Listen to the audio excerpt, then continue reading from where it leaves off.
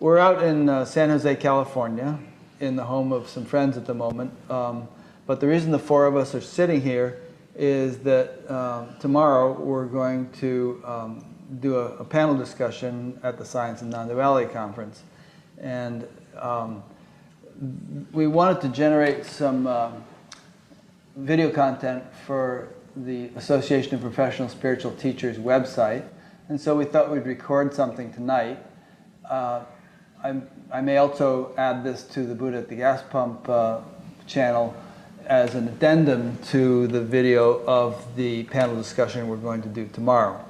But since this may also be a standalone video on APST, the APST website, I should probably briefly introduce the people sitting here. My name is Rick Archer, and I was somewhat instrumental in the formation of APST, although not nearly as much as the woman to my left, Jack O'Keefe, who has really been the champion of this whole thing and has put in huge amounts of time and effort to bring it together. It wouldn't have happened without her.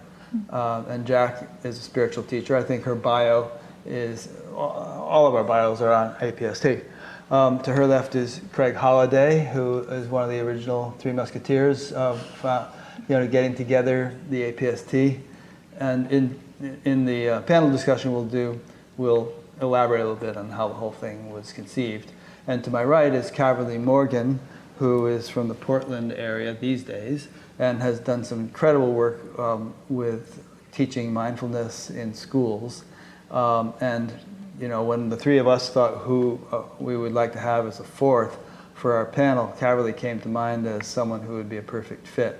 So we're really glad to have her here. In our panel discussion tomorrow, we have quite a wide range of topics that we'd like to cover, and I'm speaking in the future tense, but by the time you watch this, you may have actually already watched the panel discussion. But we also thought that there are certain points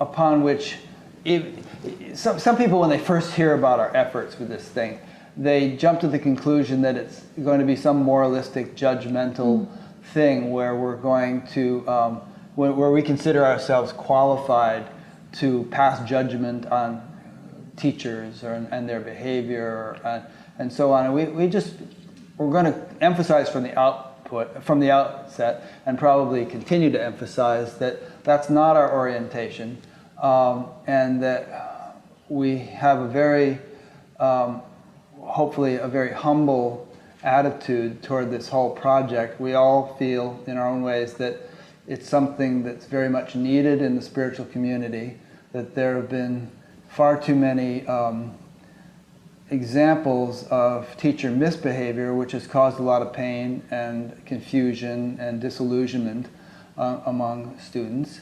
And if we can contribute in any way to the sort of elevation of understanding of what is or may or may not be appropriate behavior by a spiritual teacher, we feel we will have done something significant. But not only are we not sort of adamant about, many of the points that we're presenting, we feel the whole thing is fluid, a work in progress, something that we welcome and need the input and collaboration of the whole community in. Because everyone else's judgment and opinion is as valuable as ours may be. And even amongst ourselves, our judgments differ. There have been certain points which we've been bantering back and forth all year and not reaching an agreement on. We haven't argued in a contentious way. It's been very friendly, but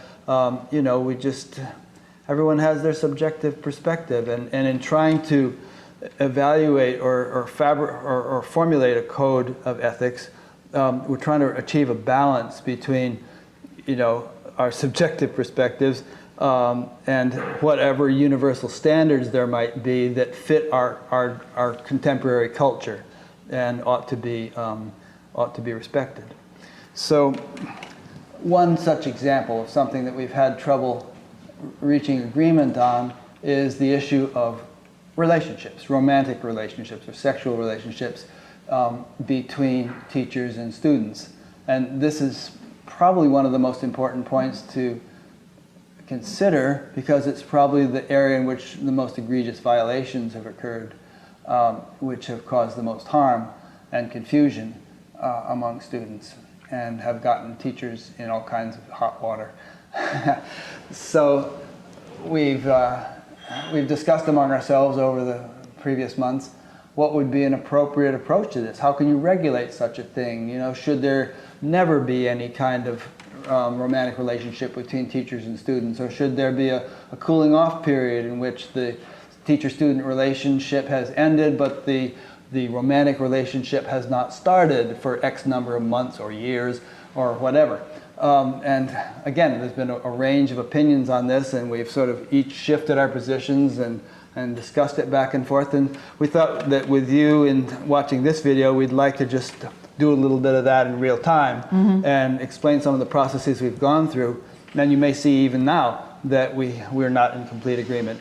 But I think you'll also see that none of us is rigid or adamant in our opinions. We're sort of trying to approach this in a thoughtful and sensitive and introspective way, and to learn as we go and kind of search our own conscience and our own understanding, as deep as it may go, to come up with something that's really going to be useful and helpful for people. So, who would like to take it from there? Okay, so I'd be happy to start. And so, as far as if we're looking at the spectrum of, teachers being able to fully be in relationship with their students, and teachers having zero relationship with their students romantically, I'm in that very conservative camp of no relationship. Ever. And did you say ever? Ever? Well, that's an interesting question, ever. Of course, as a human being, there's going to be exceptions to all kinds of rules. To any rule, there's going to be cultural exceptions. There's going to be different organizations, that have learned how to do that beautifully. Like in the Jewish tradition of rabbis, and it's very common, to have, the rabbi be married and have it to be someone from within the congregation, and that's, of course, absolutely acceptable. But what I have done is, as a therapist, I've just taken the rules of traditional psychotherapists, and the way you relate to clients is you don't become romantically involved. And the idea that is taught in graduate school is it's never. Now, if you look at the exact codes and the rules, this has gone over many years of great debate. It's when I first became a therapist, I would have to wait 2 years from the last time I saw the client if I was wanting to date them. And so it just made it really simple that probably wouldn't happen. Since then it's been raised to 5 years, and I'm a fan of this approach. By the governing body that governs therapists. By the governing body that grants and revokes licenses. Grants and revokes license, Okay. yes. And see, to me, it makes it really simple that as a spiritual teacher, I'm here, I'm showing up as a servant for my students. I'm not here looking for a date. I'm not looking for someone to sleep with. I'm not mixing those two worlds, and it keeps things radically simple. As a teacher, there's no messiness, and I can even say, from a place of humility, when I first started teaching, my life was literally a train wreck. Like, I had all kinds of busyness going on outside of my world of teaching. But what I found is because the relationships I was in were not fully stable, that confusion bled into the world of teaching. And so I would show up and I'd be a little bit confused or stressed, or thinking about what had just happened with my partner at that time, and it was a great distraction. And so, when one has a conservative view, it's like you take that confusion. I mean, I think we can all agree that relationships tend to be the most messy place in most of our lives. It tends to be that evolving edge. You know, I can see there's people, you know, in the room that are smiling, and when I say this, this tends to be where we struggle. And so it's nice if that struggle is not mixed with my teaching community, with the Sangha. And it's, you know, it's like, what are we here for? Are we here, you know, to sit in meditation? Are we here to connect in the truth? Are we here to, you know, to step into these greater realms of consciousness? Or are we here, you know, looking for a date? And there can be a lot of trouble, you know, when we start to mix those worlds. And I know, of course, it's not that simple. That sometimes, like as a therapist, you know, I may meet someone, I may find, oh, this person, they're like my best friend. They're coming to me. I see them fully. They see me fully. There's this connection that begins to form. There's this dynamic. I see their beauty and divinity. They see my beauty and divinity. And as a therapist, you could say, oh, well, this makes perfect sense that the two of us should now be in intimate relationship. But as soon as we start going in that direction, you know, all this potential for growth and vulnerability and a sense of, you know, having a clean and clear, safe place, you know, all of that really quickly begins to crumble when those boundaries are crossed. And so, to me, it's a very simple thing to say, I don't cross that line, and it keeps my teaching community fairly safe from my desire. And if my students know this as well, and they say, okay, then I'm not going to cross that line with Craig, and then at least it keeps that realm intentionally safe. It keeps it safe. And, you know, I could go on, but I'm, of course, you know, don't want to hog the mic here and be happy to hear. Thank you. And then sometimes your spiritual path commands you to break your golden rule. Absolutely. Because it will destroy the controller. It will make you fly in the face of what you believed to be a moral high value. And there is such divine efficiency when our spiritual path just says, oh, you think you're like this? Okay, let's turn you upside down and we'll make you be the opposite of who you thought you were. So what do you, give us an example of? Oh gosh, some of us have had that path. I certainly have had that path. When I was doing my spiritual practice. Whatever I held to be a clear value of, like, I would never do that, it's like, oh my God, I have to do it, I have to do it, I have to do it. So I remember, you know, there was this golden rule with my first husband. Absolutely, absolutely. The one thing we will always keep sacred is being loyal to each other. And I knew at some point, like, spiritually, I know I'm going to leave him. I know I will have to choose God because I'm attached to him, so I'll have to choose God. And at a retreat, it was like, this is where it's going to happen. This is how my marriage is going to break up. I'm going to be disloyal to this person, to my husband, with this person. I don't know how this is going to happen, but this is how it's going to unfold to get me out of the marriage. So every value system I had to be destroyed in that process also. And divine efficiency unfolds like that sometimes. And so, yeah, I mean, I was just in tears, taking off my wedding ring, thinking this is horrendous. I feel like 35-year-old virgin. Like, it was just so nervous, so awful, but I have to do this. I have to do this and destroy everything that I held as sacred. Now, of course, I was on a retreat as a student, and he was another student. But I can see that same energy of divine compulsion pushing through in other people's lives. And sometimes it happens to a teacher also, where they're like, I don't know how this is going to happen. I don't know how we're going to get from teacher-student to being two equal adults who are consenting to be together sexually. How are we going to get from here to there? And that's what I'd like the APST to do, is like, how do we map that journey? How do we guide others through that journey? Thankfully, I had a milder version because I was a student and he was a student. It only broke my own marital vows. But when there's a teacher and a student, sometimes it works like this. And to say, that consciousness will never, make us break a rule like this. It's like, as soon as you think consciousness won't work like that, consciousness will come up and say, you think you know how I work? Try this one. And that's what happens.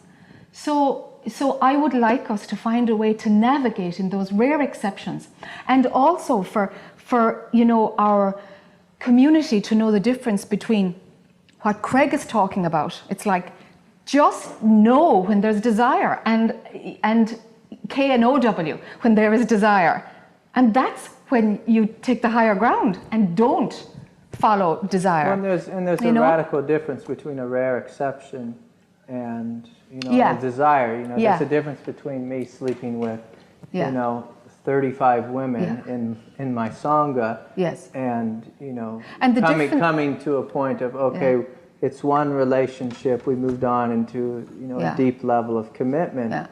But I think what I see more often than not as a therapist is I see train wreck after train wreck after train wreck, and hear these horrific stories. And so I'm willing to put my my vote or my sense of how do we go forward. I'd rather protect students and protect teachers and the path of teachers, and what teacher thinks that they're going through and they need to do with this one particular student. I would much rather protect the 1,001 students than worry about the 1 in 1,000 teachers who needs to feel like they need to be married to this person, or sleep with this person, or invite this person back to their room to look at their special spiritual books.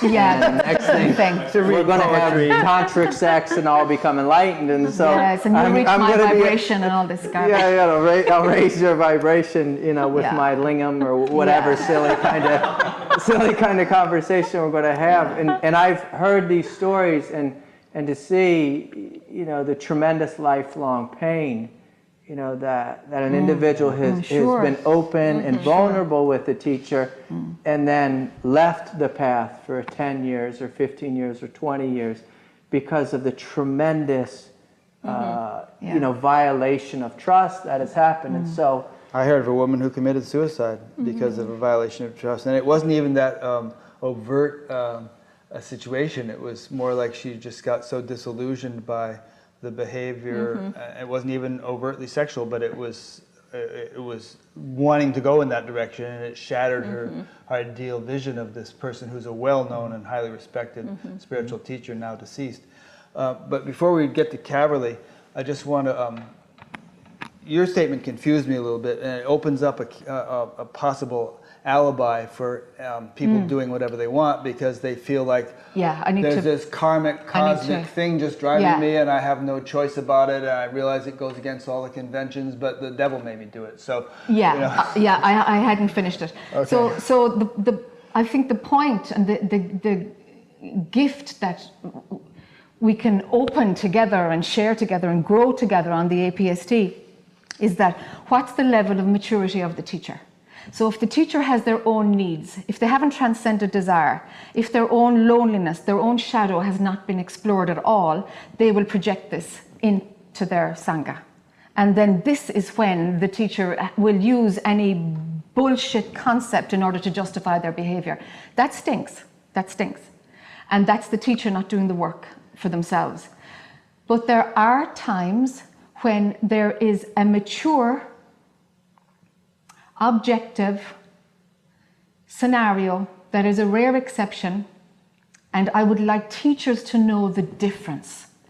For teachers to educate themselves, is it my shadow, what's going on here, or is this actually divine will in somehow, and how can I safely navigate if it's divine will? That's the area that's not known, that teachers don't know the difference of when it's their own shadow and when there's absolutely a divine intervention moving them in a certain way. That's a tricky one. That's the tricky one, and that's the immaturity that I want the APST to address through education.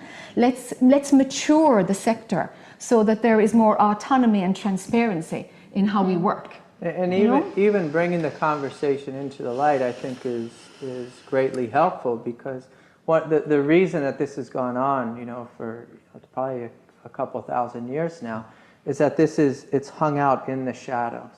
And so the willingness to have this conversation, to talk about it, to bring up, the rare exceptions and to bring up when it's inappropriate, I think is a helpful conversation.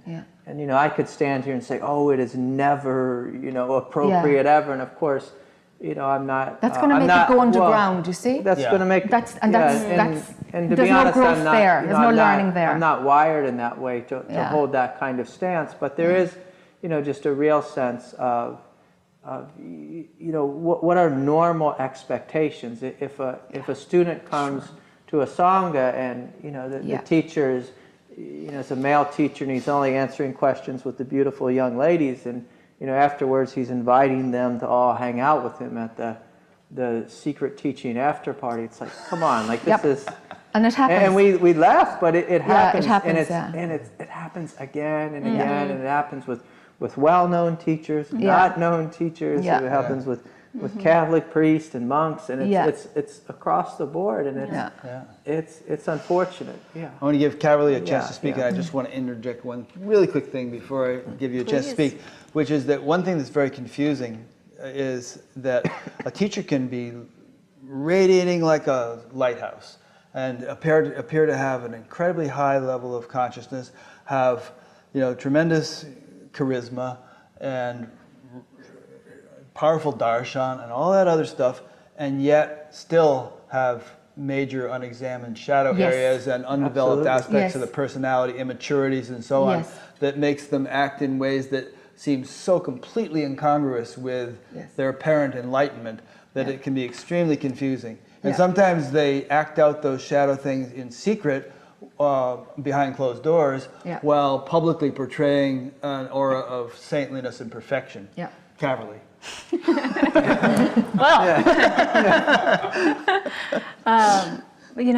One thing that's, I have witnessed that is the case. But something that's interested me about the conversation you all have been having is the building of accountability and transparency. So I think a lot of what we're witnessing these days is scandal that's happening when there's a teacher, often male, at the top of a pyramid and is untouchable based on not having models of shared accountability within larger communities.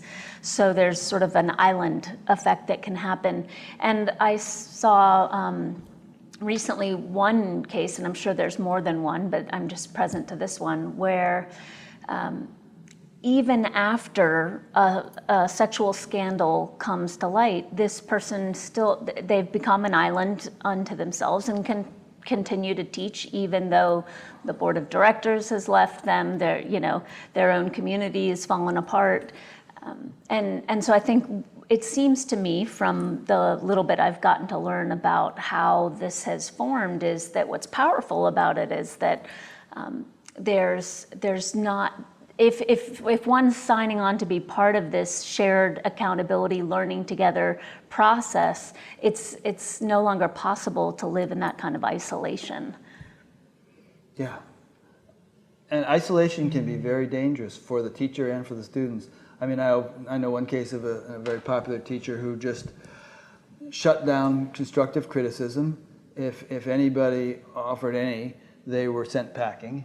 And he just kind of got more and more off into bizarro land, of strange thinking with no critical feedback whatsoever. No mirror. No mirror. Yeah. Yeah, one of the beautiful things that happened with me early on is, when my life was, very much what I call in train wreck land, because I was young and many of my students were also my friends. They sat me down and they said, Craig, things are like we really love, when you're up there teaching and we have a wonderful time in your class, but these things are incongruent, is basically what they said. Yeah. And, I can remember, like, they kind of harassed, I call it harassment. They harassed me a little bit, and I defended myself a little bit. But I realized, it's like, you know what? You guys are right. And it was really helpful that my students came forward and they said this to me. And they looked me directly in the eye and they said, "Hey, you got to clean your life up, Craig." And it really touched me. And it was radically helpful for them to come forward and speak to me. And it was funny because I was talking with one of them today, and there was this third person who came up and they said, "Well, Craig, how's your life going?" Because the last time I talked to this person was, maybe 8 years ago, and it was when my life was pretty messy. And, the good friend of mine said, "Oh, his life's actually really wonderful, and it's really clear, and it's simple, and things have calmed down, and there's peace there, and there's freedom there, and it's supportive of the teaching, it's supportive of the community, and it's a wonderful thing not to be involved in this train wreck, and it's a wonderful thing to have students that will come forward and speak to you and say, hey, maybe you need to look at this." And I think this is a really valuable thing that as a teacher to be radically open to feedback, to criticism, to just constructive feedback is really helpful. And if we're looking at, well, what does it mean to be free and human? Okay, so I'm open, I'm willing to hear, I'm willing to listen, I'm willing to grow. There's humility there. These are things that make, it makes a very supportive community. But if we play this other game, like Caverly was describing, where it's, it's the person and they're on their own island, they're untouchable, you can't give feedback to the teacher, there's this, inner circle of students defending the guru and not letting you speak with him or her, and that can lead to a very neurotic, community, and oftentimes we see that those tend to be the communities that have the most struggle and the greatest shadow. But it's hard to have a big shadow if there is that open feedback within the community with the students, and they can come up and say, "Hey, I think you're a little off here," or "What you said, I don't know if that's, really spot on." Another source for that kind of feedback that might seem really simplistic, but I think it's something that every teacher should think about, or every spiritual leader should think about. What circle of friends do you have? Yeah. Are they all your students? Or are you just a regular Joe Soap? Are you just a regular Jane to a group of people who can call you out, who can get annoyed with you, and there is no power play at all? And I think if you're a teacher or a spiritual leader who doesn't have regular, normal friends, then you have to ask why. You have to ask why.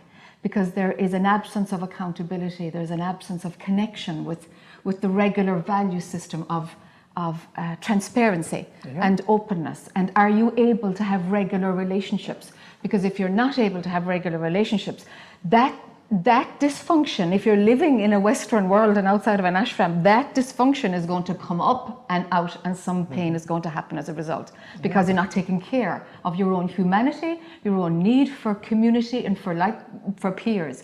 You're always on a pedestal, and that's not sustainable, because you have to have some form of, we all have to have some form of a mirror of how to function in a regular world, in regular life, Well, and that's one of the things we're trying to do with the APST is to create this sense of community and and a willingness to talk with each other. So we're not just all these individual teachers hanging out in our own little communities, in our own worlds where everyone's telling us we're right all the time, and there's this perfected state of consciousness that so and so lives in.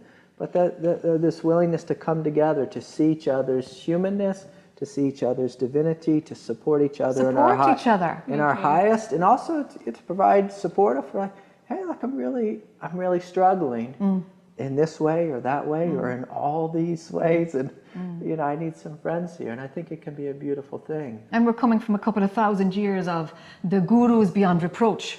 Right. So look at the change in the culture we're trying to bring about. So of course there's going to be backlash. Of course there are, because what we're saying is taboo.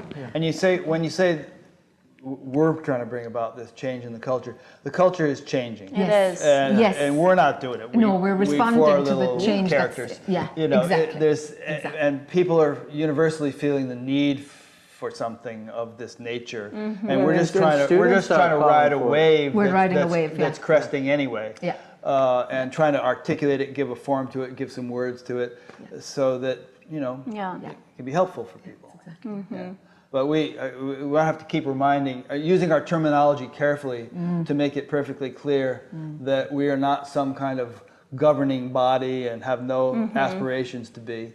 And we have neither the wisdom or the authority to pass judgment on anybody. We're just trying to enliven in the sort of spiritual community of which we're a part, an appreciation of this stuff and an articulation of what is and is not appropriate that hopefully we can more or less agree upon, all of us. It seems to me that it's the creation of another type of sangha. Yeah. It's another Indeed, another another sangha that model. honors the collective, that honors what's larger than maybe your individual sangha or what you call your individual sangha. Yeah, there must be some universal values, and maybe some sanghas are going to be a little bit more off on this end of the spectrum and others off on that, and others won't want to have anything to do with it because they really like orgies or something. Sure. And fine, if that's what you want to belong to, then Yeah, it's there's you. space for all of it. Yeah. Yeah. Yeah. So it has to be evolving because we've got learner plates on, that's an Irish thing. Is that like Your first 2 years when of you're learning to driving, drive you a have car, to, yeah. you have to have a Yeah. symbol on the car to say that you're still learning. So we have to be learning all the time. If we're not willing to grow, well, then that's shadow. That's shadow. There it is. And if there is more blind spots that you see or you don't see in yourself, it doesn't matter. It's about having the availability and the transparency to say, yeah, of course there can be hidden shadows within me. Of course the work can still continue. And if we can create that, in ourselves and spread that a little bit, so that there's that openness, that transparency, that willingness to have a genuine effort to walk our talk. And if we can continue to do that and understand how others talk and walk is very different to us, but where can we meet and where can we support each other so that we don't get locked into being one type of a supportive body, Sure. but can be flexible and organic enough to be inclusive. That would be great. I don't know what that'll look like, but it would be great, Yeah. to try to do that. If this thing survives and thrives, it's probably going to look very different in 5 years than it does now. I hope so. This is I just a hope so. real fledgling little, Yeah.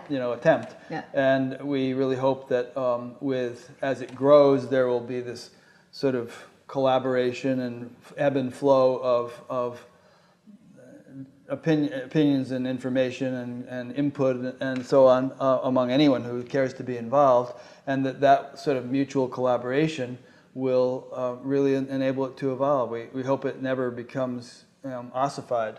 Yeah. Yeah. Yeah. And so it's apparent to me that we're not going to resolve in this conversation whether there should be a 2-year moratorium on And relationships. we've had so many conversations about this, so many. Any such thing, Yeah. and that's fine. I mean, Yeah. this is the direction this conversation is taken. We're just sort of painting with with broad strokes here. And giving a sample, I suppose, of the kind of dialogues that we have, and Yeah. no Yeah. resolution Yeah, well- comes, but we keep coming back to the drawing board and talking about it again. And the important thing is to study ethics, to grapple with them, to see what's true, what makes sense. I mean, one of the beautiful things about studying ethics before you step into really messy ethical situations is you can form an idea of, okay, how will I respond to this when it comes forward? I mean, one of the things that I see the organization being really helpful for is for young students young teachers or new teachers who are coming forward who maybe have never studied ethics before, who don't know it. Well, what is a dual relationship, and why would that be messy? Or why, how could I get in trouble with being friends with my students or becoming romantically involved? And it would be much better to study that, to understand it, to sit with these questions for hours and hours before you find yourself as the head of some community and then the community falling, under some incredible, messy nightmare where tremendous pain has been caused because one didn't take the time to first study this, to examine, how would I respond? How should I respond? What makes sense? How do I professionally navigate these things? Yes. And I think it's something that, as we know, it's radically lacking. Yeah. Rick, has brought this up a lot, that we would assume that most spiritual teachers have really strong ethics and have a strong, high moral high ground, for the place they live and teach from. But if you look at history, Yeah. if you look at recent history, even this last summer, our email boxes have filled up with scandal after scandal after scandal. And it's like, oh boy, and these were teachers who were at high levels of realization, and it didn't. Yeah. It ended in a really messy way. But this sense of, if we educate ourselves, if we sit with these questions and deeply inquire, then we can, in a greater sense, serve our communities. And boundaries are learned. Yeah, how to work with power is learned. We need to learn these things. There are skills that we Absolutely. need. And to, acknowledge our humanity, and that these skills don't just come down the track.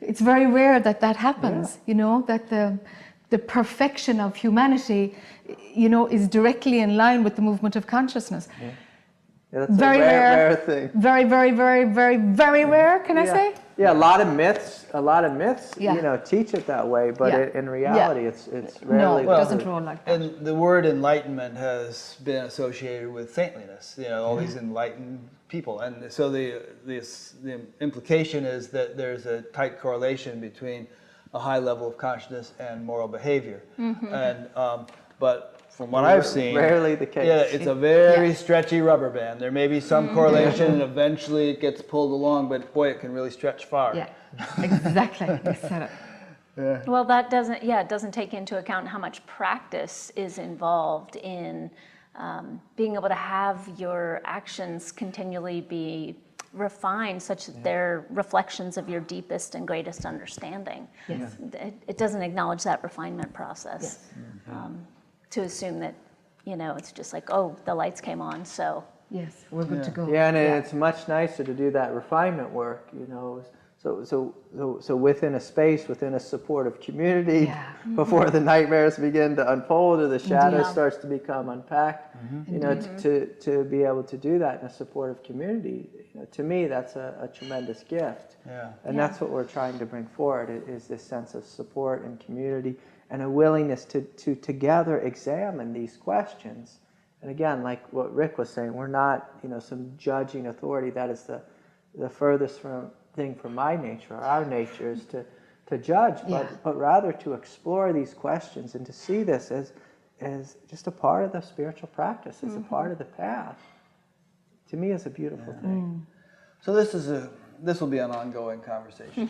Yes. And we could probably make a video a week and explore different aspects of it. And Still not come to an agreement. yeah. So I guess we should really conclude and say, stay tuned. I mean, it's getting late here. It's 11:15, and some of us are on East Coast time or Midwest time, and we have our panel discussion tomorrow and everything. So we want to be fresh for that. But we just wanted to make something and get it out there and put something on the website and stimulate some thought and discussion. So we hope we've done that, and appreciate your watching this. Yes. We could, if we had the energy and perhaps some more refreshments, we could probably go on for another few hours. This guy could. Don't give him anything to drink.